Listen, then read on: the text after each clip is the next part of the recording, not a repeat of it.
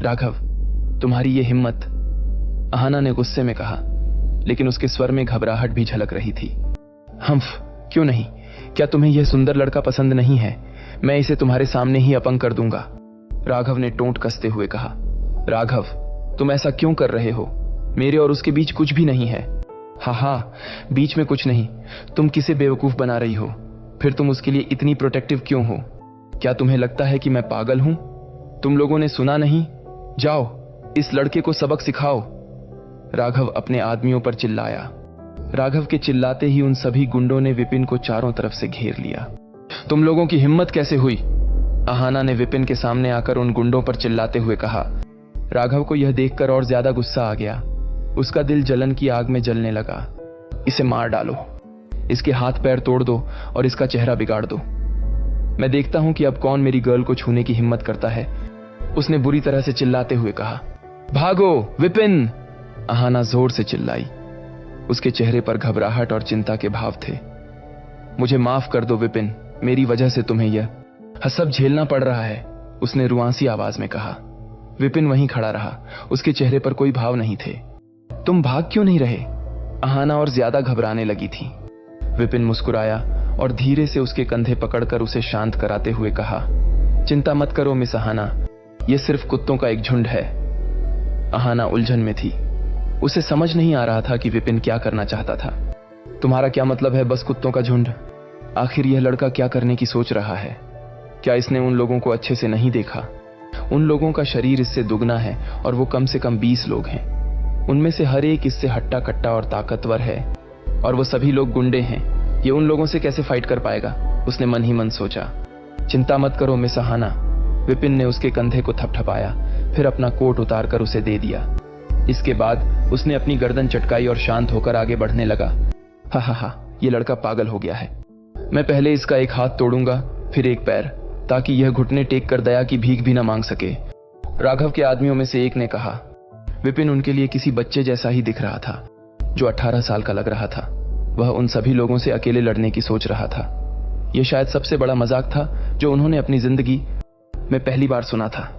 विपिन ने उस आदमी की बात सुन कुछ नहीं कहा, बस एक कदम आगे बढ़ाया और अगले ही पल वह वहां से गायब हो गया। इसके बाद पूरी पार्किंग में हड्डियों के छटकने की आवाज सुनाई दी। जब सबने आवाज की दिशा में देखा तो राघव के उस आदमी की गर्दन टूटकर नीचे लटक रही थी और विपिन शांत भाव से उसके पीछे खड़ा था। यह देख सभी लोगों के मुंह हैरानी में फटे रह गए। उन सभी के चेहरे गंभीर हो गए और पीले पड़ गए। इम्पॉसिबल, उन सभी के मुंह से बस एक ही शब्द निकला। विपिन को अपनी जिंदगी में इतना गुस्सा कभी नहीं आया जितना इस वक्त आ रहा था। उन लोगों ने उसे अपंग करने की धमकी दी थी और उसके सामने अहाना का अपमान किया था। उसका चेहरा बर्फ की तरह ठंडा हो गया। मैं तुम्हें जान से मार दूंगा बच्चे, राघव के आदमियों में से एक ने चिल्लाया और फिर एक मुक्का बनाकर विपिन के चेहरे पर निशाना साधा। उसके निर्दयी चेहरे पर खुशी की झलक थी। वह जानता था कि इस मुक्के से विपिन के चेहरे पर खून की धारा बहने लगेगी। वह पहले से ही उसकी दर्द भरी चिल्लाने की आवाज सुन सकता था, लेकिन वह हैरान भी था कि आखिर उसके सामने खड़ा लड़का इतना शांत क्यों था। यह थोड़ा डरावना भी था। अगले ही पल उसके चेहरे का रंग उड़ गया जब उसने अपने ऊपर एक परछाई को बिजली की स्पीड से आते देखा। उस परछाई की आंखों में एक जानलेवा इरादा साफ देखा जा सकता था। फिर किसी तूफान की तेजी से एक लात उसकी ठोड़ी पर आकर लगी। उस लात में इतनी ताकत थी कि उसके वार से उस आदमी के बाल तक लहराने लगे थे। एक तेज गड़गड़ाहट के साथ किसी के गिरने की आवाज सुनाई दी। अगले ही पल राघव का वह आदमी बेहोश हो गया। उसका दिमाग सुन्न पड़ गया और आखिरी जो बात उसे याद थी कि वह हवा में उड़ रहा था, फिर किसी धोबी घाट के कुत्ते की तरह नीचे गिर गया। हर कोई हैरान रह गया। विपिन के चारों ओर खड़े सभी हट्टे कट्टे लोग उसे फटी हुई आंखों से देख रहे थे, क्योंकि उन्होंने देखा कि उनके साथी का शरीर 2 मीटर पीछे की ओर उड़कर जमीन पर गिर रहा था। उनके चेहरे पर ऐसा भाव था जैसे उन्होंने कोई भूत देखा हो। इस लड़के ने बस एक लात से उसे उड़ा दिया। क्या यह बच्चा सच में इंसान है? किसी ने हैरानी में कहा। राघव ने भी दूर से यह सब देखा था। उसकी आंखें लगभग बाहर निकल आई थीं। यह कैसे हो सकता है? यह कैसे हो सकता है? उसके चेहरे पर उलझन और घबराहट साफ दिख रही थी। इस बीच पास खड़ी अहाना भी हैरान थी। उसकी आंखें चौड़ी हो गई थीं और उसके हाथ उसके मुंह पर थे। विपिन अभी भी शांत था। उसके चेहरे पर कोई भाव नहीं थे। उसने अपना पैर वापस खींचा और अपनी पैंट से धूल झाड़ ली। फिर उसने अपने चारों ओर देखा और सख्त लहजे में कहा, तुम लोग वहां क्यों खड़े हो? क्या किसी मुहूर्त का इंतजार कर रहे हो? विपिन की आवाज से वे लोग होश में आए और उनके चेहरे पर गुस्सा दिखने लगा। भाइयों, ऐसा लगता है कि यह लड़का कुंग फू सीख चुका है। चलो इसे मिलकर मारते हैं, उनमें से किसी ने चिल्लाते हुए कहा। इसके बाद कुछ लोगों ने अपने हाथ में बेसबॉल बैट पकड़ा और कुछ ने चाकू निकाले। अब देखते हैं तुम क्या करते हो। भले ही तुम्हें कुंग फू आता है, लेकिन हथियारों के सामने तुम्हारे तेज हाथ पैर भी किसी काम के नहीं। बेसबॉल बैट और चाकू पकड़े सभी लोग विपिन की ओर बढ़ने लगे। उनके चेहरे पर एक कातिलाना मुस्कान छाई हुई थी।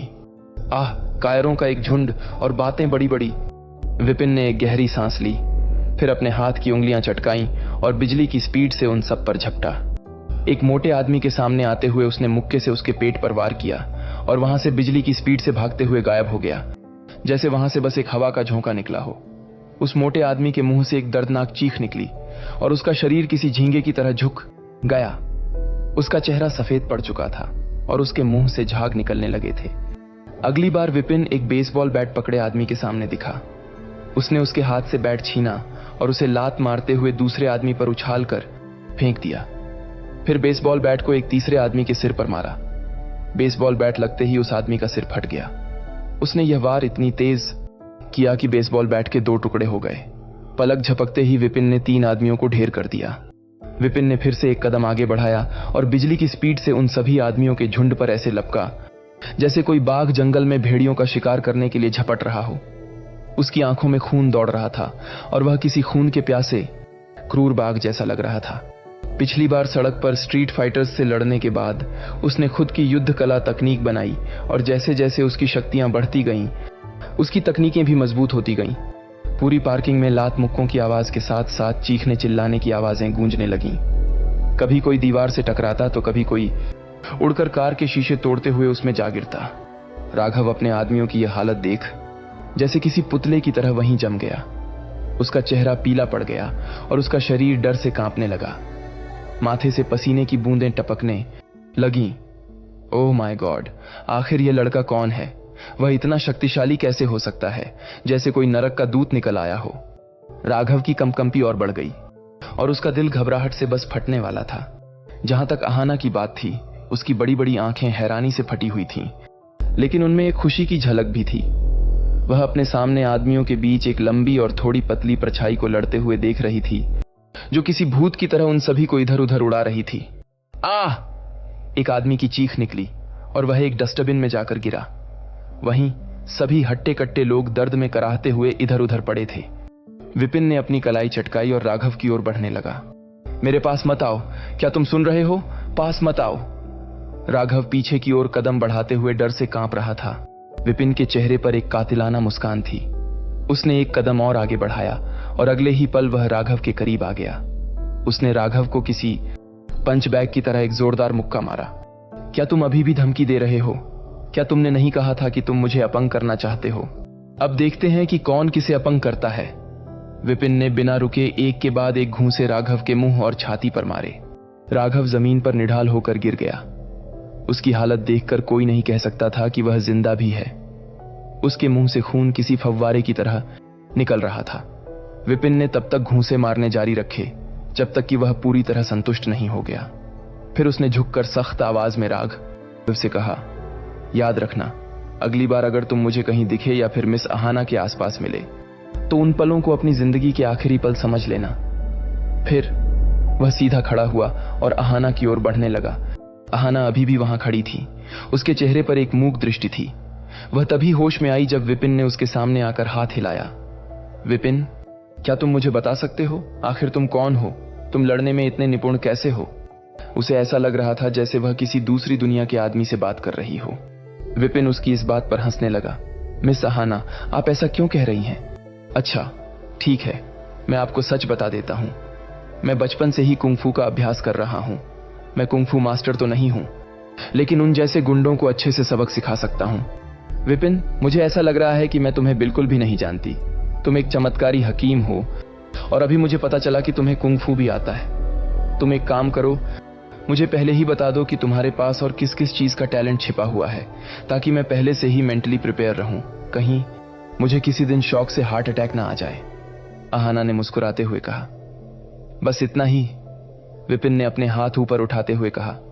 विपिन को हाथ उठाते देख अहाना अपनी हंसी को दबाने लगी, लेकिन जैसे ही उसने विपिन को फिर से देखा, उसकी आकर्षक आंखों में एक अलग तरह की चमक दिखाई दी। ठीक है, ये लो अपनी जैकेट पहनो, उसने अपने हाथों में पकड़ी जैकेट विपिन को देते हुए कहा। विपिन ने जैकेट ली और पहनी। यह दृश्य देखकर जमीन पर पड़े राघव का दिल जलन से जल गया। लड़के बस तुम इंतजार करो, उसने अपने दांतों को कस लिया और उसका चेहरा गुस्से से काला पड़ गया। उसकी आंखों में हत्या का इरादा साफ झलक रहा था। मिस अहाना, मैं भी आपके साथ चलूंगा। डीएलएफ लेजर पार्क पहुंचने के बाद मैं वहां से टैक्सी ले लूंगा, विपिन ने कहा, क्योंकि उसे डर था कि कहीं रास्ते में अहाना के साथ दोबारा कोई घटना न घट जाए। ठीक है, चलो चलते हैं। अहाना ने कार का दरवाजा खोला और ड्राइविंग सीट पर बैठ गई। अहाना को लेजर पार्क छोड़ने के बाद विपिन अपने नगीना गांव लौट आया। घर पहुंचने के बाद वह बैठ गया और आध्यात्मिक तरल की एक बोतल पीने के बाद अपनी शक्तियों को बढ़ाने के लिए ट्रेनिंग करने लगा। विपिन सुबह लगभग 8 बजे बिस्तर से उठा।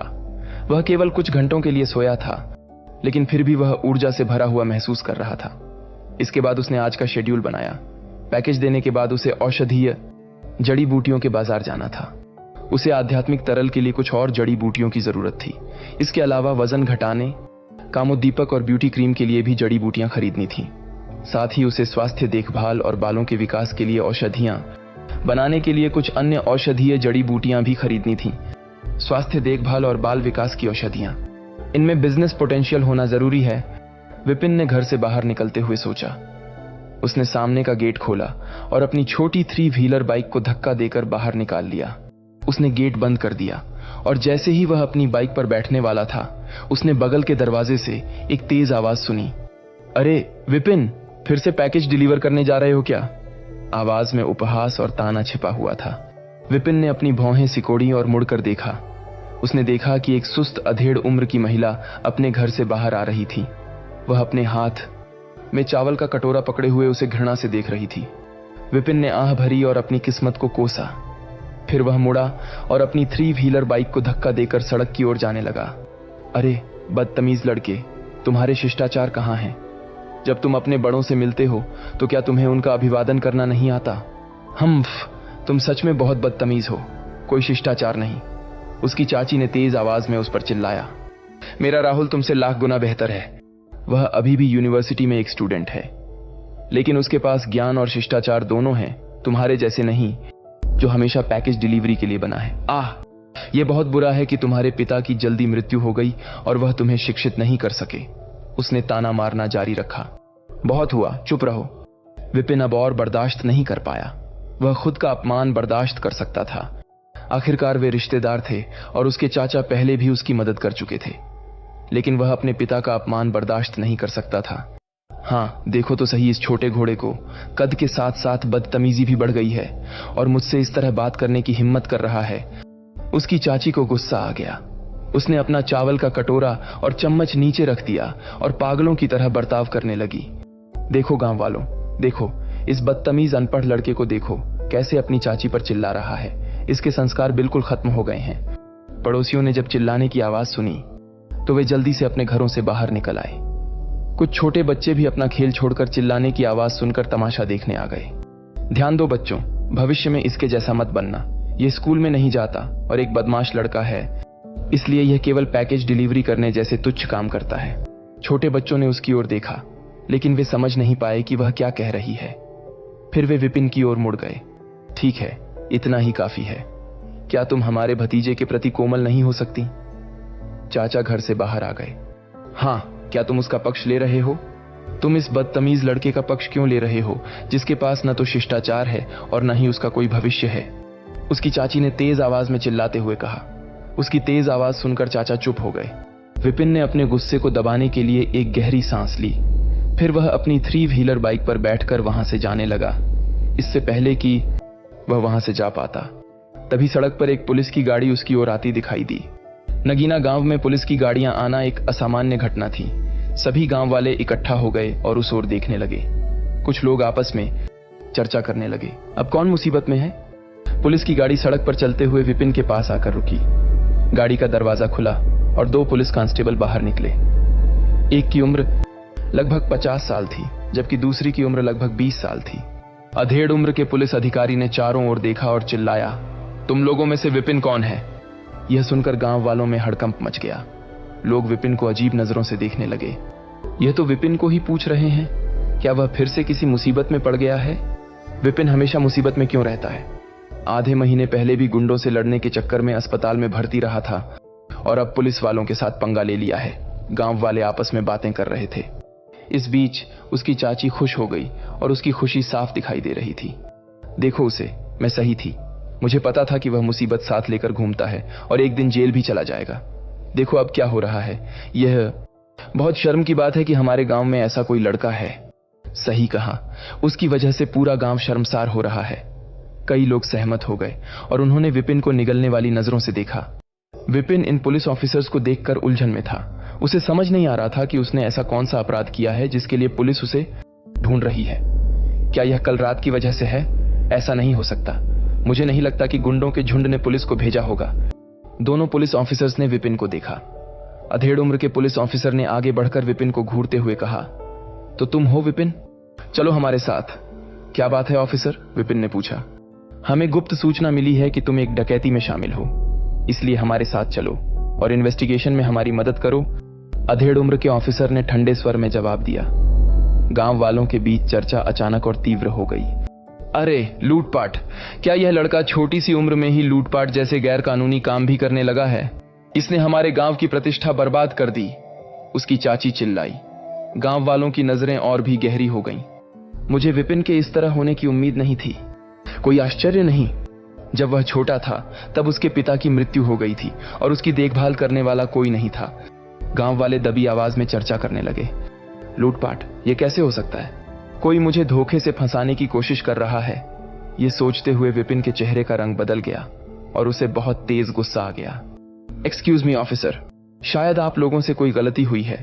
भले ही आप लोगों को कोई सूचना मिली है, लेकिन क्या आपके पास मेरे खिलाफ कोई सबूत है? विपिन ने कहा। बेशक हमारे पास है, अधेड़ उम्र के पुलिस ऑफिसर ने जिद्दी स्वर में कहा। हमने तुम्हारे बैंक खाते की जांच की और पाया कि तुम्हारे पास 8 लाख से अधिक रुपए हैं। हम यह भी जानते हैं कि तुम सिर्फ एक डिलीवरी बॉय हो, इसलिए बताओ, एक डिलीवरी बॉय के पास 8 लाख रुपए कैसे आए? 8 लाख रुपए सुनकर गांव वालों के बीच फिर से फुसफुसाहट होने लगी। 8 लाख रुपए? हे भगवान, विपिन को इतना पैसा कहां से मिला? उसने पक्का कहीं से चुराया होगा। 8 लाख रुपए की चोरी? विपिन को इतनी बड़ी चोरी की सजा कितनी मिलेगी? विपिन ने अपने गुस्से को दबाया और कहा, मैंने यह पैसा खुद की मेहनत से कमाया है। यह चोरी का पैसा नहीं है। डकैती की बात पूरी तरह से मनगढ़ंत है। मुझे फंसाया जा रहा है। अच्छा, अधेड़ उम्र का पुलिस ऑफिसर मुस्कुराते हुए बोला, तुम अभी भी बहस कर रहे हो? तुम सिर्फ एक डिलीवरी बॉय हो, तुमने 8 लाख रुपए कैसे कमाए? अगर तुम अपने बॉडी पार्ट्स भी बेच देते तब भी इतना पैसा नहीं कमा सकते। फिर ऑफिसर का चेहरा गंभीर हो गया और उसने जवान पुलिस ऑफिसर को ऑर्डर देते हुए कहा, जाओ उसे पकड़कर गाड़ी में डालो। हम उससे पुलिस स्टेशन जाकर अच्छे से पूछताछ करेंगे। विपिन को अब एहसास होने लगा था कि कुछ तो गड़बड़ है। यह अधेड़ उम्र का पुलिस ऑफिसर जानबूझकर उसे किसी के साथ मिलकर फंसाना चाहता है। उसने फिर से सोचा और उसे याद आया कि तनवीर ने कहा था कि उसके एक चाचा पुलिस ऑफिसर हैं। क्या यह वही है? अगर ऐसा है तो बात करने का कोई मतलब नहीं था। यह पुलिस ऑफिसर उसे पकड़कर किसी भी हालत में थाने ले जाएगा, भले ही वह निर्दोष साबित हो जाए। उसकी इज्जत तो बर्बाद हो जाएगी। रुको, विपिन ने एक कदम पीछे हटते हुए कहा, तुम अभी भी इनकार करने की कोशिश कर रहे हो? अधेड़ उम्र के पुलिस ऑफिसर ने मुस्कुराते हुए कहा। विपिन के चेहरे पर कोई भाव नहीं थे। ऑफिसर, आपका सरनेम मिश्रा है ना? इसमें कोई शक नहीं। आप तनवीर मिश्रा को तो जानते ही होंगे। अधेड़ उम्र के पुलिस ऑफिसर के चेहरे का रंग बदल गया, लेकिन जल्दी ही वह शांत हो गया और वह पहले से कहीं अधिक दुष्ट लगने लगा। हाँ, मेरा सरनेम मिश्रा है, लेकिन इसके बारे में क्या? मुझे नहीं पता कि यह तनवीर मिश्रा कौन है। मैं तुम्हें अंतिम चेतावनी दे रहा हूं। अगर तुमने हमारे साथ सहयोग नहीं किया तो हम तुम्हें जबरदस्ती गिरफ्तार कर पुलिस स्टेशन ले जाएंगे। मुझे नहीं लगता कि तुम अपने रिश्तेदारों और गांव वालों के सामने ऐसा कुछ चाहोगे। मैं कम से कम एक फोन तो कर सकता हूं ना? विपिन ने कैजुअली कहा। अधेड़ उम्र का पुलिस ऑफिसर हैरान रह गया। फिर मुस्कुराते हुए सोचने लगा, वह तो एक पिछड़े हुए गांव का गरीब लड़का है, आखिर वह फोन करके क्या ही कर सकता है। उसके अमीर माता पिता तो हैं नहीं जो फोन करने से उसे बचाने आ जाएंगे। ठीक है, तुम फोन कर सकते हो, लेकिन इसका कोई फायदा नहीं होगा, तुम कानून से नहीं बच सकते। विपिन ने कुछ नहीं कहा और शांति से अपनी जेब से फोन निकाला और प्रभास थापा का नंबर डायल किया।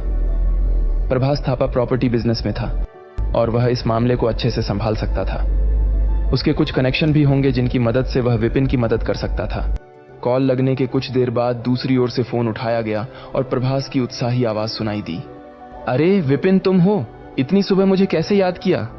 बिग ब्रो, मैं एक मुसीबत में हूं। 2 पुलिस ऑफिसर मेरी तलाश में आए हैं और उन्होंने कहा कि मैं एक डकैती में शामिल हूं और मुझे गिरफ्तार करना चाहते हैं। क्या? कॉल के दूसरी ओर से प्रभास की हैरान और चिंतित आवाज आई। कौन कमीना मेरे छोटे भाई को फंसाना चाहता है? वे किस लूट की बात कर रहे हैं? तुम्हारे टैलेंट के साथ तुम्हें पैसे लूटने की क्या जरूरत? उन्हें कोई गलतफहमी हुई है। बिग ब्रो, वो ये इस पर अड़े हुए हैं कि मेरे बैंक अकाउंट में 8 लाख रुपए चोरी का पैसा है, विपिन ने कहा। क्या चोरी का पैसा? धिक्कार है। क्या ये दोनों पुलिस ऑफिसर्स अंधे हैं? क्या वे ट्रांजैक्शन रिकॉर्ड का पता नहीं लगा सकते? प्रभास ने समझते हुए कहा, ठीक है, मैं समझ गया, वे तुम्हें फंसा रहे हैं। घबराओ मत विपिन, तुम उनके साथ मत जाओ, बस उन्हें अपना फोन दो, प्रभास ने कहा। विपिन ने सब समझते हुए फोन पुलिस ऑफिसर को दे दिया। अधेड़ उम्र के पुलिस ऑफिसर ने हैरानी से भौहें चढ़ाईं, लेकिन फिर भी फोन ले लिया। हेलो, कौन? दूसरी ओर प्रभास ने पूछा। तुम जो भी हो, यह एक गंभीर अपराध का मामला है। मैं उसे पूछताछ के लिए पुलिस स्टेशन ले जा रहा हूं, पुलिस ऑफिसर ने फोन पर धौंस जमाते हुए कहा। मैं प्रभास थापा बोल रहा हूं। क्या तुम नहीं जानते प्रभास थापा कौन है? तुम कौन हो? मुझे अपना नाम बताओ, प्रभास ने फोन पर उस पुलिस ऑफिसर को फटकारते हुए पूछा। अधेड़ उम्र का पुलिस ऑफिसर उलझन में था। प्रभास थापा नाम पहचाना सा लग रहा था। आप कौन से प्रभास थापा हैं? डैमिट, पूरे नूह जिले में कितने प्रभास थापा हैं जिनके पास खरबों की प्रॉपर्टी है? कभी ऐसे प्रभास थापा के बारे में सुना है? अधेड़ उम्र का पुलिस ऑफिसर कांप उठा और पसीने से भीग गया। प्रभास थापा खरबों की प्रॉपर्टी का मालिक था। उसे कैसे पता नहीं होता कि वह कौन है? वह पूरे नूह जिले के सबसे अमीर लोगों में से एक था। अगर वह पुलिस ऑफिसर ड्यूटी पर होता और वास्तव में कोई गंभीर अपराध होता तो उसे कोई भी धमका नहीं सकता था, लेकिन वह तो ऑफ ड्यूटी इस लड़के को डराने आया था और उसका नाम पूरे गांव में खराब करना चाहता था। प्रभास का नाम सुनते ही उसका चेहरा पीला पड़ गया और उसका दिल लगभग धड़कना बंद हो गया। डैमिट, देश के टॉप बिजनेसमैन के साथ इस गरीब लड़के का क्या संबंध है? मुझे लगा कि वह बस फोन कर टाइम पास कर रहा है। अगर प्रभास जी ने कमिश्नर को फोन कर दिया तो मेरी नौकरी खतरे में पड़ जाएगी। उसने अपना थूक निगला और माथे से पसीना पोंछने के लिए अपना दूसरा हाथ उठाया। आप सच में मिस्टर प्रभास थापा हैं? मुझे माफ कर दें मिस्टर थापा, यह बस एक गलतफहमी थी, उसने कांपती हुई आवाज में कहा। गलतफहमी? क्या तुम मुझे पागल समझते हो? तुम बस वहीं रुको, मैं आ रहा हूं, भागने के बारे में सोचना भी मत, प्रभास ने फोन पर कहा और कॉल काट दिया। अधेड़ उम्र के पुलिस ऑफिसर का चेहरा पीला पड़ गया और उसका हाथ कांपने लगा। वह तनवीर को कोसने लगा जो उसे इस फजीहत में डालने का जिम्मेदार था। तनवीर, बेवकूफ लड़के, तुमने कहा था कि यह लड़का बस एक गरीब फटीचर है और इसे धमकाकर काम निकल जाएगा, लेकिन यह तो टॉप बिजनेसमैन प्रभास थापा के साथ अच्छी जान पहचान में है। अगर वह यहां आ गया तो मेरी सारी पोल खुल जाएगी और मेरी नौकरी भी खतरे में पड़ जाएगी। तनवीर के अंकल को अब ऐसा लग रहा था जैसे उसने खुद ही कुल्हाड़ी पर पैर मार लिया हो। उसके पीछे खड़ा युवा पुलिस ऑफिसर भी चिंतित दिख रहा था। उसे समझ में आ गया था कि कुछ तो गड़बड़ है जो रोहन जी के डर से पसीने छूट रहे थे। छोटे भाई विपिन, रोहन मिश्रा ने जबरदस्ती मुस्कुराते हुए कहा और विपिन को उसका फोन दे दिया। कौन है तुम्हारा भाई? विपिन का चेहरा ठंडा था। तनवीर का अंकल रोहन मिश्रा बस खिसियाते हुए मुस्कुराने के अलावा कुछ नहीं कर सका। उसका चेहरा डर से पीला पड़ता जा रहा था। क्या आपसे मिस्टर प्रभास ने नहीं कहा कि आप उनका यहीं पर इंतजार करें? इसलिए बस उनके आने का इंतजार करो, विपिन ने ठंडे स्वर में कहा। फिर वह शांति से अपनी 3 व्हीलर बाइक पर बैठ गया और इंतजार करने लगा। गांव वालों को कुछ समझ नहीं आ रहा था। यह कैसा नाटक था? क्या वह पहले विपिन को गिरफ्तार करने की कोशिश नहीं कर रहा था? लेकिन अब ऐसा लग रहा था जैसे पुलिस ऑफिसर विपिन से डर रहा हो। अरे, क्या तुम पुलिस अधिकारी नहीं हो? अगर उसने कोई अपराध किया है तो आप उसे गिरफ्तार क्यों नहीं कर रहे हैं? विपिन की चाची ने चिल्लाया। गिरफ्तार? मैं उसे तो नहीं, लेकिन तुम्हें गिरफ्तार कर लूंगा, रोहन मिश्रा ने घबराहट में विपिन की चाची से चिल्लाते हुए कहा। उसकी चाची डर गई और अपना मुंह बंद कर लिया। जैसे जैसे समय बीतता गया उनकी आसपास की भीड़ बढ़ती गई। लगभग आधा गांव विपिन के घर के सामने इकट्ठा हो गया और आपस में फुसफुसाकर बात करते हुए आगे का तमाशा देखने का इंतजार करने लगे। लगभग 20 मिनट बाद उन्होंने गांव की एंट्रेंस पर कुछ शोर सुना। सबने मुड़कर देखा और देखा कि गांव की सड़क पर गाड़ियों का एक काफिला आ रहा था। काफिले की सभी कारें लग्जरी कारें थीं। मुख्य कार रोल्स रॉयस फैंटम थी।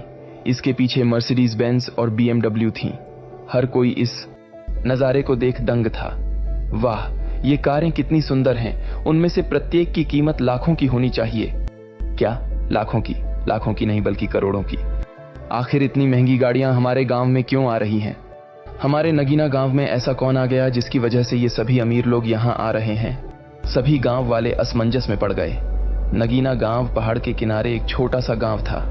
यहां शायद ही कभी कोई अजनबी आता था, लेकिन आज उन्होंने पहले एक पुलिस कार फिर लग्जरी कारों का काफिला आते हुए देखा। यह सच में अजीब था। लग्जरी कारों का काफिला भीड़ के सामने वाली सड़क किनारे आकर रुका। सभी कारों के दरवाजे खुले और उनमें से कुछ लोग बाहर निकले। उनमें से प्रत्येक ने साफ सुथरे महंगे कपड़े पहने हुए थे और उनकी आभा उनकी अमीरी को दर्शा रही थी। लगभग पूरा नगीना गांव वहां इकट्ठा हो गया था।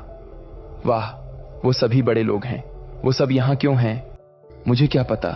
शायद उन लोगों को यहां जमीन खरीदनी है और वे यहां एक कारखाना बनाना चाहते हैं। लोगों की फुसफुसाने की आवाजें और अधिक उत्तेजित हो गईं। वे विपिन के साथ इस मुद्दे के बारे में लगभग भूल गए। उन्होंने कभी नहीं सोचा होगा कि ये दोनों घटनाएं एक दूसरे से जुड़ी हो सकती हैं। इस समय सभी अमीर लोग विपिन की ओर बढ़े और उसे ग्रीट करने लगे। अरे विपिन, परेशान मत हो, तुम्हारा बड़ा भाई प्रभास आ गया है। संजय और शंकर को भी खबर मिली कि तुम किसी मुसीबत में हो, तो ये दोनों भी दौड़े दौड़े यहां चले आए। प्रभास ने बड़ी आत्मसंतुष्टि से कहा, चिंता मत करो विपिन, तुम्हारे बड़े भाई तुम्हारे साथ खड़े हैं। डेमोमिट, मेरे छोटे भाई विपिन के साथ खिलवाड़ करने की हिम्मत किसने की? मैं पक्का करूंगा कि उसे कहीं का न छोड़ूं। संजय और शंकर भी प्रभास के पीछे थे और उनके साथ कुछ अन्य अनजान लोग भी थे जिन्हें विपिन नहीं पहचानता था, लेकिन वे भी अमीर और शक्तिशाली लग रहे थे। गांव के लोग दंग रह गए। उनके चेहरों पर घबराहट और हैरानी के भाव थे। ओह माय गॉड, क्या मेरी आंखें धोखा खा रही हैं? विपिन इन सब लोगों को जानता है? ये कैसे हो सकता है? वो खुद को विपिन का बड़ा भाई कह रहे हैं। गांव वालों की चीखने चिल्लाने की आवाज हर तरफ सुनाई दे रही थी। विपिन की चाची वहां खड़ी थी, लेकिन उसके मुंह से एक शब्द नहीं निकल रहा था। उसकी आंखें फटी हुई थीं और उसका मुंह हैरानी से खुला था, जैसे उसने कोई मौन व्रत रख रखा हो। क्या यह विपिन एक बदमाश नाकारा लड़का नहीं है? क्या वो हमेशा से एक डिलीवरी बॉय नहीं था? वो इतने सारे अमीर लोगों से कैसे परिचित है? उसकी चाची को यह मानना मुश्किल हो रहा था कि विपिन कचरे का एक बेकार टुकड़ा नहीं था। परिचित शायद गलत शब्द था, क्योंकि वे एक दूसरे को भाई कहकर बुलाते थे। वह सोच रही थी कि क्या वह सपना देख रही है। दोनों पुलिस ऑफिसर्स भी आश्चर्यचकित थे। ये सभी लोग प्रसिद्ध और सम्मानित थे, और यहां तक कि वे एक गांव में एक बच्चे के साथ खुलकर बातचीत कर रहे थे और एक दूसरे को भाई भी कह रहे थे। तनवीर का अंकल रोहन मिश्रा अपने चेहरे पर जोरदार थप्पड़ मारना चाहता था, यह देखने के लिए कि कहीं वह सपना तो नहीं देख रहा था। उसका चेहरा पीला पड़ता जा रहा था और उसके पैर डर से कांप रहे थे। उसे अब समझ आ गया था कि उसका करियर अब खत्म हो चुका है। Big bro Prabhas, big bro Sanjay, Vipin ने एक एक करके उन्हें ग्रीट किया। थैंक्स कि आप लोग मेरी मदद करने के लिए यहां आए। अरे ये कोई बड़ी बात नहीं है। जो भी हमारे छोटे भाई को धमकाने की हिम्मत करेगा, उसे पहले हमें ही सामना करना होगा। प्रभास ने छाती पर हाथ मारते हुए गुस्से में कहा। उसने मुड़कर दोनों पुलिस ऑफिसर्स को गुस्से भरी नजरों से देखा। मुझे लगता है तुम दोनों में हिम्मत बहुत है, जो अपनी पोस्ट का फायदा उठाकर आम नागरिकों को परेशान कर रहे हो। और तुमने हमारे छोटे भाई को फंसाने की कोशिश की, जो एक बहुत अच्छा लड़का है। अगर तुमने उसके साथ कुछ भी गलत करने का सोचा, तो तुम्हारे लिए कतई भी अच्छा नहीं होगा। मैंने इस मामले के बारे में पूछने के लिए पहले ही कमिश्नर से फोन पर बात कर ली है। उन्होंने मुझे बताया कि विपिन के खिलाफ ऐसा कोई केस दर्ज नहीं है। उसके बैंक अकाउंट में जो 8 लाख रुपए हैं, वो हमने ही उसे दिए थे। अब यहां से दफा हो जाओ और अपने खिलाफ एक्शन के लिए तैयार हो जाओ। दोनों पुलिस ऑफिसर्स ने रिस्पेक्टफुली झुकते हुए आहें भरी और उन्होंने बहुत जोर से सांस ली। प्रभास का बोलना समाप्त होने के बाद रोहन मिश्रा का फोन बजने लगा। कॉल नोटिफिकेशन पर नाम देखकर उसका चेहरा दूध की तरह सफेद हो गया। उसने फोन उठाया और दूसरी तरफ से कमिश्नर के चिल्लाने की आवाज सुनी। रोहन, तुम पागल हो गए हो क्या? जल्दी से यहां वापस आओ, तुम्हारी वजह से मेरी नौकरी भी खतरे में है। Okay sir. रोहन ने जल्दबाजी में सिर हिलाते हुए कहा और अपने माथे से पसीना पोंछने लगा। कमिश्नर के कॉल कट करने के बाद दोनों पुलिस ऑफिसर्स पुलिस कार में बैठकर चुपचाप वहां से निकल गए। गांव वालों को अब एहसास हुआ कि क्या हो रहा था। ओह, तो विपिन को फंसाया गया था। ये दोनों पुलिस ऑफिसर बुरे लोग थे। ओह, मुझे पहले से ही पता था। विपिन एक अच्छा बच्चा है, कोई क्यों सोचेगा कि वह चोर है। उसे फंसाया जा रहा था। ओह, क्या तुम देख नहीं पा रहे? विपिन पहले से बहुत ज्यादा बदल चुका है। वह कई बड़े बड़े लोगों को जानता है। नगीना गांव के लिए यह एक सम्मान की बात है। गांव वालों ने तुरंत अपनी आवाज बदल दी और विपिन की तारीफों के पुल बांधने लगे। गांव वालों की तारीफें सुनकर उसकी चाची का चेहरा और भी पीला पड़ गया। उसे अच्छा नहीं लग रहा था। विपिन हमेशा से उसकी चाची की नजरों में कचरे का एक बेकार टुकड़ा था। अब सब ठीक है विपिन, वैसे क्या हुआ? तुम्हें किसने फंसाया? प्रभास ने पूछा। यह सब मेरे एक पुराने क्लासमेट की करतूत है। उसका नाम तनवीर मिश्रा है। वो मेवात मॉडल स्कूल के प्रिंसिपल का बेटा है, विपिन ने जवाब दिया। इसके बाद उसने उनके बीच किस बात को लेकर झगड़ा हुआ वह सब कुछ बताया। अच्छा, ऐसी बात है। यह तनवीर का बच्चा तो बहुत चालाक है। उसने अपने पिताजी के स्कूल प्रिंसिपल होने का पूरा फायदा उठाया है, मिस्टर मोहन ने गुस्से में कहा। फिर मिस्टर शंकर ने बात कही। मैं मेवात मॉडल स्कूल को पहचानता हूं क्योंकि मैं वहां का एक्स स्टूडेंट था, लेकिन प्रेजेंट प्रिंसिपल मिश्रा जी को मैं नहीं जानता, इसलिए हम इतने क्लोज भी नहीं हैं। जैसा कि तुमने बताया, मुझे नहीं लगता वह प्रिंसिपल भी कोई अच्छा आदमी है। उस आदमी के काम करने का तरीका घटिया है और अफवाहों की माने तो वह वहां की गर्ल स्टूडेंट्स को भी परेशान करता है। वह एक बेकार आदमी है जिसका चेहरा मनुष्य जैसा है लेकिन दिल जानवर जैसा है। हालांकि किसी ने उसके खिलाफ कोई कंप्लेंट करने की हिम्मत नहीं की। शायद यही कारण है कि वह आज भी प्रिंसिपल है। अब जब उसके बेटे ने मेरे भाई के साथ पंगा लेने की हिम्मत की तो ये उसने बहुत बड़ी गलती कर दी। अब मैं उसके साथ कुछ ऐसा करूंगा जो उसने कभी नहीं सोचा होगा। सबसे पहले उसे प्रिंसिपल पोस्ट से रिजाइन देना होगा। यह सही तरीका है शंकर। मैं इस तरह के पाखंडी को कभी बर्दाश्त नहीं कर सकता जो अपने फायदे के लिए अपनी पोस्ट का गलत इस्तेमाल करता है। मैं भी इसमें तुम्हारी मदद करूंगा, प्रभास ने कहा। मैं भी उसे सबक सिखाने में तुम्हारी मदद करूंगा, मिस्टर सोहम ने भी कहा। थैंक्स, जो आप सभी मेरी हेल्प करने आए, विपिन ने आभार व्यक्त किया। अरे विपिन, मैंने तुमसे कितनी बार कहा है, भाइयों के बीच कोई फॉर्मेलिटी नहीं होती। इधर आओ, मैं तुम्हें कुछ और दोस्तों से मिलवाता हूं, प्रभास ने कहा और नए चेहरों की ओर इशारा करते हुए उन्हें परिचय दिया। मैंने तुम्हारे बारे में सुना है विपिन। वो लोग आगे आए और मुस्कुराते हुए विपिन से हाथ मिलाया। विपिन, शायद अब तुम्हें यह घर छोड़ देना चाहिए। पता नहीं तुम अभी भी यहां क्यों हो। मैं तुम्हारे लिए इससे भी अच्छा घर खरीद कर दूंगा। प्रभास ने जब अपने सामने विपिन के घर की खस्ता हालत देखी तो उसे अच्छा नहीं लगा कि विपिन इस बेकार घर में रहता है। हाँ विपिन, तुम्हारे बड़े भाइयों के होते हुए हम तुम्हें इस तरह की दयनीय परिस्थितियों में नहीं देख सकते, मिस्टर मोहन ने प्रभास की हां में हां मिलाते हुए कहा। इट्स फाइन, मुझे यहां रहने की आदत है। मुझे यहां से कहीं जाने की जरूरत नहीं। मुझे लगता है कि मामला अब सुलझ गया है। चलो चलते हैं, विपिन ने कहा। ठीक है, चलो, तुम मेरी कार में बैठकर चल सकते हो, मिस्टर मोहन ने विपिन से कहा। ओह हेलो मोहन, तुम गलत समझ रहे हो। विपिन मेरे साथ मेरी कार में चलेगा, प्रभास ने चिल्लाया। नहीं, तुम सब गलत समझ रहे हो। विपिन मेरी कार में चलेगा, मिस्टर शंकर ने भी कहा। गांव वाले एक बार फिर दंग रह गए जब उन्होंने अमीर लोगों को इस बात पर बहस करते देखा कि विपिन को कौन अपने साथ ले जाएगा। वे यह समझ नहीं पा रहे थे कि विपिन जैसे गरीब लड़के के लिए यह सभी अमीर दिखने वाले लोग आपस में क्यों झगड़ रहे थे। थैंक्स, आप लोगों को मेरी चिंता करने की कोई जरूरत नहीं, मेरे पास अपनी बाइक है, विपिन ने खांसकर अपनी 3 व्हीलर बाइक की ओर इशारा करते हुए कहा। प्रभास और अन्य लोग यह देखकर हैरान रह गए। कुछ देर तक वे चुप रहे। विपिन लो प्रोफाइल रखना चाहता है, मिस्टर मोहन ने कहा। ओह, लो प्रोफाइल, अच्छा, तुम अपने टैलेंट का दिखावा नहीं करना चाहते। बाकी सभी मोहन की बात से सहमत हो गए। इसके बाद नगीना गांव में एक बहुत विचित्र दृश्य दिखाई दिया। एक छोटी सी 3 व्हीलर बाइक पर एक सुंदर लड़का बैठा था जिसका चेहरा साफ था और उसने सफेद बटन डाउन शर्ट पहनी हुई थी। उसके पीछे लग्जरी कारों का एक काफिला चल रहा था। वहां भीड़ में इकट्ठा सभी गांव के लोग विपिन को अलग नजरों से देख रहे थे। दोपहर में विपिन औषधीय जड़ी बूटियों के बाजार में गया। इस बार उसकी शॉपिंग लिस्ट में 30 से अधिक जड़ी बूटियां थीं। डिवाइन बुक में सभी औषधीय जड़ी बूटियों के प्राचीन नाम थे। वर्तमान समय में सभी नाम बदल गए थे और उन्हें ढूंढना मुश्किल था। कुछ तो विलुप्त भी हो चुके थे।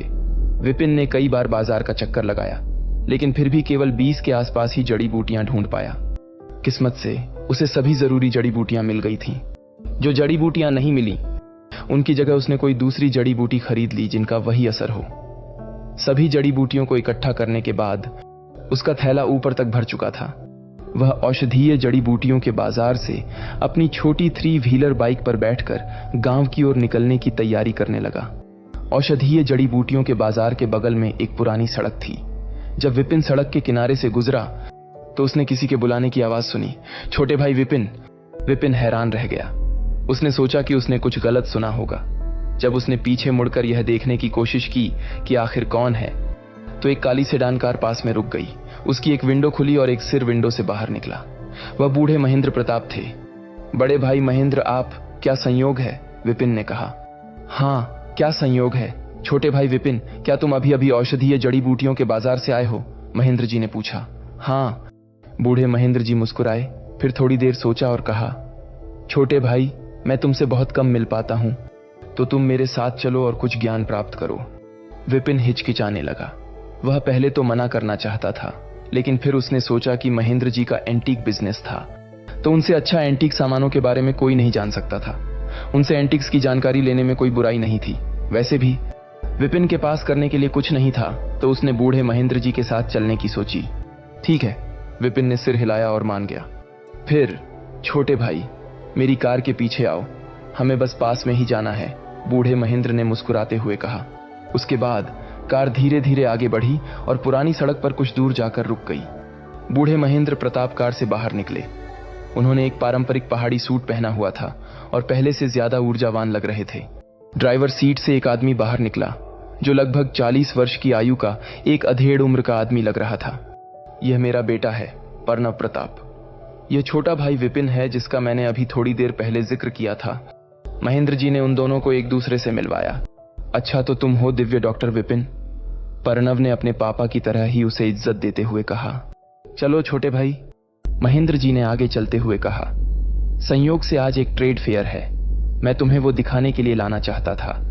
Trade fair? क्या ये कोई बहुत स्पेशल बाजार है? बूढ़े महेंद्र हंस पड़े। नहीं, जब तुम वहां पहुंचोगे तो तुम देख लेना। विपिन ने आगे कुछ नहीं बोला और महेंद्र जी के पीछे चलता रहा। वे पुरानी सड़क के बगल की एक शॉप में घुस गए। शॉप के अंदर से किसी ने बूढ़े महेंद्र जी को देखा और विनम्रता से उनका स्वागत किया। Hello mister Mahendra. बूढ़े महेंद्र ने सिर हिलाया और शॉप में अंदर चले गए। एक लंबे और घुमावदार गलियारे से गुजरने के बाद वे एक हॉल में पहुंचे। हॉल में हल्की रोशनी हो रही थी। कई टेबल्स दीवारों के बगल में सजी हुई थीं, जबकि कई स्टूल उनके बीच में रखी थीं। जब लोगों ने बूढ़े महेंद्र को हॉल में अंदर आते देखा, तो वे सभी अपनी सीटों से खड़े हो गए और उनका स्वागत किया। इट्स ओके, बैठ जाइए, महेंद्र जी ने हाथ हिलाया। लोगों ने विपिन को महेंद्र जी के पीछे खड़े देखा तो उन्होंने पूछा, मिस्टर महेंद्र, क्या आप आज एक स्टूडेंट लाए हैं? महेंद्र जी मुस्कुरा दिए। नहीं, छोटे भाई अभी इस बिजनेस में नहीं है, वह सिर्फ यहां कुछ जानकारी लेने आए हैं।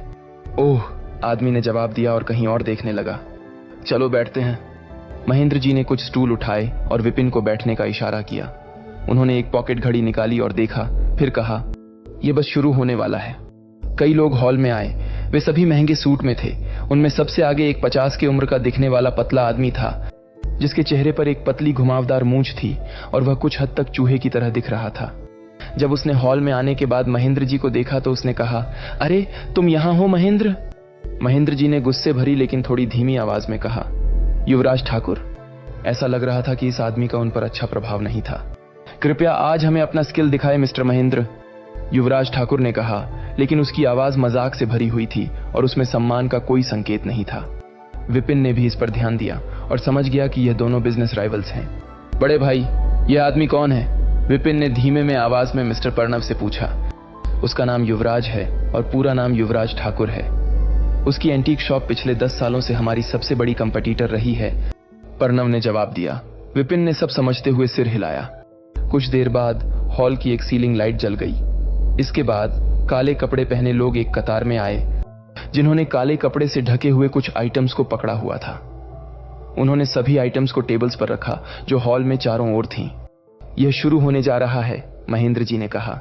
जब सभी आइटम्स टेबल्स पर रख दिए गए तो उन लोगों ने काले कपड़े हटा दिए और सभी आइटम्स को रिवील किया।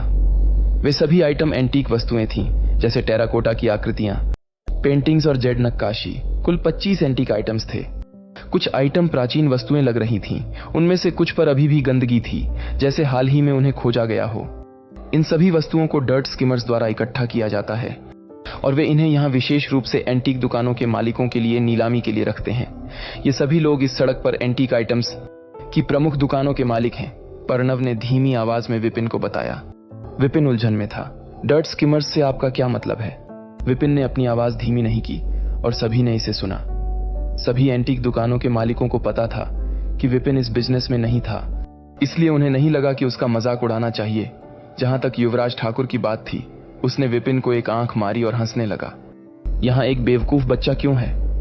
महेंद्र, मैं तो कहता हूं तुम्हें इसे अभी बहुत कुछ सिखाना चाहिए।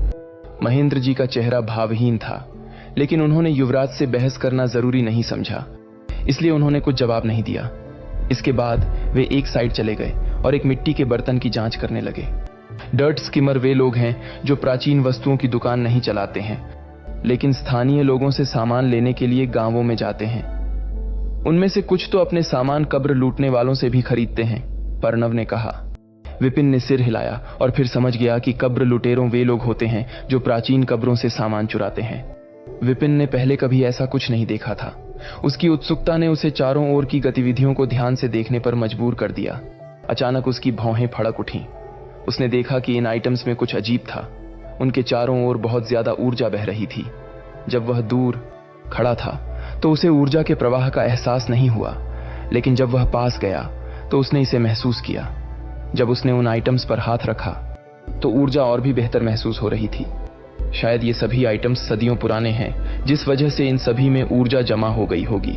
लेकिन मुझे लगता है जिन आइटम्स में अधिक मात्रा में ऊर्जा है वे सबसे ज्यादा पुराने होंगे, विपिन ने सोचा। महेंद्र जी ने अपने सामने रखे चिकनी मिट्टी के बर्तन का कटोरा उठाया। उन्होंने कुछ समय तक इसका ध्यान से निरीक्षण किया, फिर उसे मेज पर रख दिया। मैं इस कटोरे के लिए 1,50,000 रुपए की बोली लगाता हूं। महेंद्र द्वारा लगाई गई बोली सुनकर सभी लोग चारों ओर जमा हो गए। उन्होंने बारी बारी से कटोरे को देखा और कुछ अन्य लोगों ने बोली बढ़ाते हुए कहा, मैं 1,60,000 की बोली लगाता हूं, 1,70,000, 2 लाख। युवराज ने भीड़ को दबाते हुए चिल्लाया। महेंद्र जी की अभिव्यक्ति बदल गई। उन्होंने युवराज को ठंडे स्वर में देखा और कहा, यह तुम्हारा हुआ। आपकी रिस्पेक्ट के लिए धन्यवाद मिस्टर महेंद्र। युवराज ने कटोरा उठाते हुए हंस दिया। ओह, यह एंटीक कटोरा तो आखिरी प्राचीन शाही खानदान के शासनकाल से है। इसकी क्वालिटी उतनी अच्छी नहीं है, लेकिन इसकी कीमत बहुत अच्छी होनी चाहिए, युवराज ने कटोरा उठाते हुए कहा। युवराज द्वारा अपनी बोली लगाने के बाद किसी और ने अधिक बोली नहीं लगाई और चिकनी मिट्टी का कटोरा युवराज का हो गया। विपिन हैरान रह गया। क्या हुआ? प्रणव ने समझाया। यह चिकनी मिट्टी का कटोरा वास्तव में बुरा नहीं है, लेकिन 2 लाख रुपए की कीमत उसके लिए बहुत ज्यादा है। अधिक कीमत की बोली लगाकर खरीदना बेवकूफी भरा काम होगा। विपिन ने सब समझते हुए सिर हिलाया। युवराज हंस रहा था जैसे उसने कोई जंग जीत ली हो। उसने महेंद्र को घमंड से देखा और फिर मुड़कर चल दिया और एक पास की टेबल पर जाकर रुक गया। उस टेबल पर 12 जेड मूर्तियां थीं। जेड खरगोश, जेड बाघ, जेड घोड़ा और जेड से तराशे गए अन्य जानवर। मूर्तियों की नक्काशी जटिल थी और ऐसा लग रहा था जैसे सभी जानवर जिंदा हों। कुछ मूर्तियों पर अभी भी गंदगी थी, जो शायद अभी हाल ही में खोजी गई थी। मूर्तियों को देखकर युवराज की आंखें चमक गईं। उसने मूर्तियों का ध्यान से निरीक्षण किया और फिर चिल्लाया, मैं पूरे सेट के लिए 8 लाख रुपए की बोली लगाता हूं। अन्य सभी लोग उसे देखने के लिए उसके चारों ओर जमा हो गए कि उसने किस चीज के लिए इतनी महंगी बोली लगाई थी। ये मूर्तियां वास्तव में अच्छी हैं, शायद इन्हें शुद्ध जेड एलिमेंट द्वारा बनाया गया है। महेंद्र भी उन लोगों की भीड़ में खड़ा था और देखा कि सभी लोग मूर्तियों की तारीफ कर रहे हैं, तो वह भी बोली लगाने लगे। कीमत जल्द ही 10 लाख को पार कर गई। विपिन अवाक रह गया। उसकी कुल बचत 7 लाख थी। वह जेड मूर्तियों के इस सेट पर बोली लगाने का जोखिम भी नहीं उठा सकता था। मैं अभी भी बहुत गरीब हूं, विपिन ने ठंडे स्वर में खुद से कहा। उसने और प्रणव ने मूर्तियों की नक्काशी को बारीकी से देखने के लिए आगे कदम बढ़ाए। विपिन ने जल्दी ही देखा कि कुछ अजीब था। सभी कह रहे थे कि ये मूर्तियां प्राचीन काल के शाही राजवंश की हैं और शुद्ध जेड से बनी हैं, लेकिन उन मूर्तियों पर ऊर्जा की धारा बहुत कमजोर थी। वास्तव में यह ऊर्जा चिकनी मिट्टी के बर्तन से भी कमजोर थी। यह अजीब बात है, क्या ये नकली हैं? विपिन ने गहराई से सोचा। मूर्तियों की कीमत बढ़ती रही और 15 लाख तक पहुंच गई। मैं 15,10,000 की बोली लगाता हूं, महेंद्र जी ने बोली लगाई। मैं 15,40,000 की बोली लगाता हूं, युवराज ने भी पीछे नहीं हटते हुए बोली लगाई। महेंद्र जी हिचकिचाने लगे और दांत भींचते हुए चिल्लाए, 15,60,000, 15,80,000। युवराज ने एक बार भी संकोच नहीं किया। विपिन ने देखा कि महेंद्र जी एक और बोली लगाने वाले थे। वह धीरे से उनसे कहा, बड़े भाई, मुझे लगता है कि इन मूर्तियों में कुछ गड़बड़ है। महेंद्र हैरान रह गए और उलझन में विपिन की ओर देखा। अभी विपिन ने कहा था कि उसे प्राचीन एंटीक आइटम्स का अनुभव नहीं है। इसके अलावा जेड मूर्तियों के इस सेट में कुछ अजीब कैसे हो सकता है? यह शुद्ध जेड से बनी है और सभी ने इसकी अच्छे से जांच की है, फिर भी किसी को कुछ अजीब नहीं लगा। युवराज ने विपिन का हंसकर मजाक उड़ाया।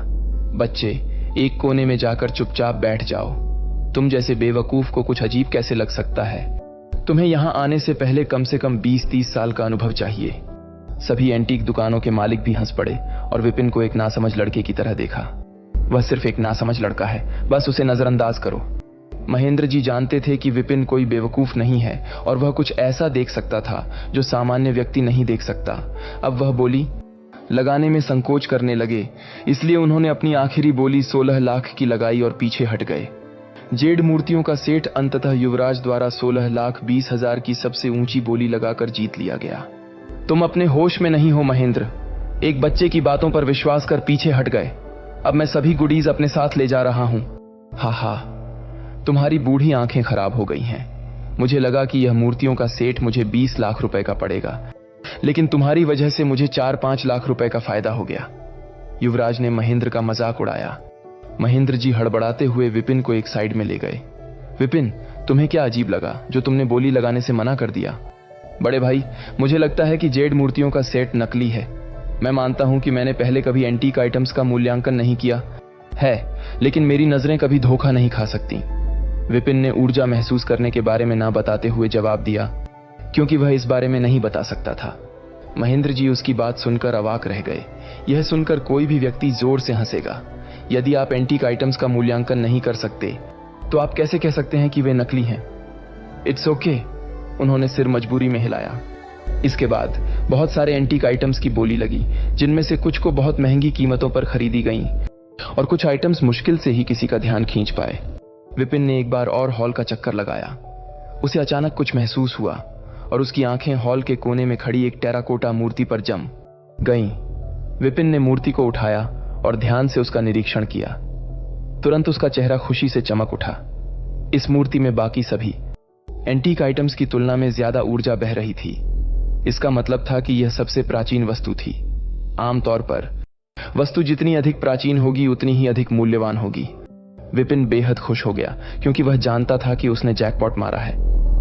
मैं इसके लिए 10,000 की बोली लगाता हूं, उसने अपने बगल में खड़े काले कपड़े पहने आदमी से कहा। एंटीक आइटम्स की दुकान के मालिकों ने सुना कि एक बोली लगाई जा रही है और सभी ने पलट कर देखा, लेकिन विपिन को बोली लगाते देख सबने निराशा में सिर हिलाया। उस मूर्ति के लिए किसी ने बोली नहीं लगाई। युवराज ठाकुर ने हंसकर उसका मजाक उड़ाया। यह लड़का सच में एक बेवकूफ है जो एक नकल की मूर्ति को खरीद रहा है। महेंद्र जी ने विपिन के हाथ में मूर्ति को देखकर नीची आवाज में कहा, विपिन, मुझे नहीं लगता तुम्हें इस पर 10,000 रुपए खर्च करने की जरूरत है, क्योंकि यह एक नकल है। इट्स ओके बड़े भाई, ये बस 10,000 की है, मुझे ज्यादा नुकसान नहीं होगा, विपिन ने मुस्कुराते हुए जवाब दिया। जब किसी ने दूसरी बोली नहीं लगाई, विपिन ने मूर्ति को 10,000 रुपए में प्राप्त कर लिया। इस बीच कुछ एंटीक दुकानों के मालिक एक लकड़ी की बुद्ध प्रतिमा के चारों ओर भीड़ लगाए हुए थे। बोली 5,000 रुपए से शुरू हुई और जल्द ही 15,000 तक पहुंच गई।